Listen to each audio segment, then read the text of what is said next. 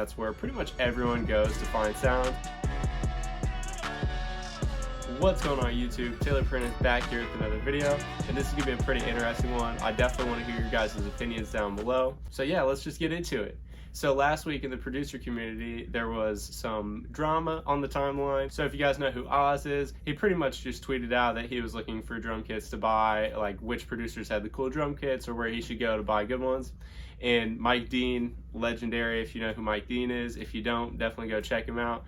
But Mike Dean pretty much just replied to him and sent the link for Reddit, because if you guys are kind of out of the loop or new to producing, that's where pretty much everyone goes to find sounds. Doesn't matter if you're somebody who just started or if you're one of the greatest of all time. Apparently, he still likes to go to Reddit. But after tweeting it, Mike Dean got some backlash. Some of it was from someone who I've really looked up to, who's a great producer YouTuber who's taught me a lot of stuff, and that would be DJ Payne.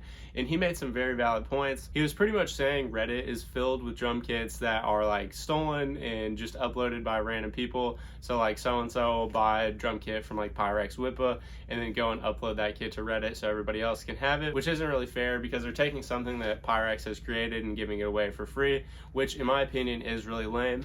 But at the same time, I do think Reddit is a really good place for people to find drum sounds, and I do think a lot of the purchasable drum kits are just recycled sounds. So in my opinion, if you do want to go ahead and buy a drum kit, do your research and make sure, one, either you just want to support the producer that you're buying a drum kit from, or make sure that that person has like crazy drums that are really unique and you know that whatever price you're paying is going to be worth it in the long run. Because like I said, and like people were saying on Twitter, like most of the people who sell drum kits, a lot of them are just recycled drum kits and sounds that you could find in a million packs and you could find for free or you could find on Splice. Just keep that in mind when you're searching. But what I think people should really do is just look for people who've uploaded their own drum kits to Reddit. Two of my favorite drum kits are uploaded by a guy named Villabruck and then a guy named Michelle. Sorry if I pronounced either one of those wrong, but I'll try to link those in the bio if I can find them, or in the description of this video if I can find them. I know Michelle has two drum kits that I really like to use. That's more of that like DMV style. That's where he's out of, but that drum kit works really well for that sound in my opinion.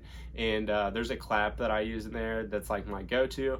And then the Villabruck kit has a lot of good sounds in there that I don't use so much anymore, but a couple years ago I really used. I just got kind of burnt out on the sound, so I kind of moved on. You don't have to find drum kits that are just ripped and stolen from other producers. You can find producers on there that are uploading their own drum kits and they're for free and they just kind of want to get their name out there.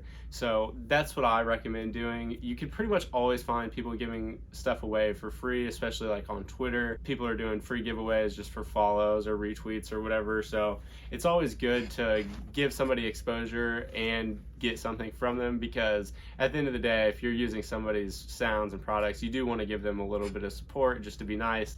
And it's a fair asking price for a drum kit, whereas I've seen drum kits that are like $50. It's like, that's so risky because you just don't really know the sounds that you're gonna get.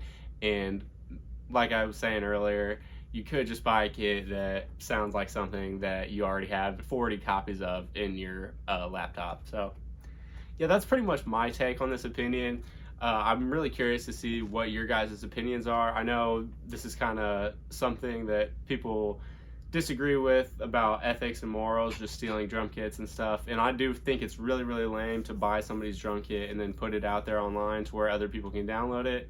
That's pretty scummy if you ask me. You're not always gonna know if you're downloading a stolen drum kit if you go through Reddit or whatever. So I mean, at the end of the day, I don't really feel that bad if I'm stealing a drum kit, to be honest, but I don't go out of my way to look for stolen drum kits or do stuff like that, because I feel like most of the packs that I find are made by the people and put out by those people for free. So that's the best option in my opinion. But yeah, that's pretty much it. Definitely leave your guys' opinions down below. Follow me on Twitter if you're not on there yet. There definitely is a great producer community on there where there could be drama and there could be like a lot of stupid stuff, but at the end of the day, it is a lot of people helping each other, and I think it's a great place for new people to begin and just old heads to be on, because pretty much everybody can just gain exposure and help network through Twitter, because it's just a great outlet for that because of how it's set up. It's not like Instagram where it's just pictures. You have people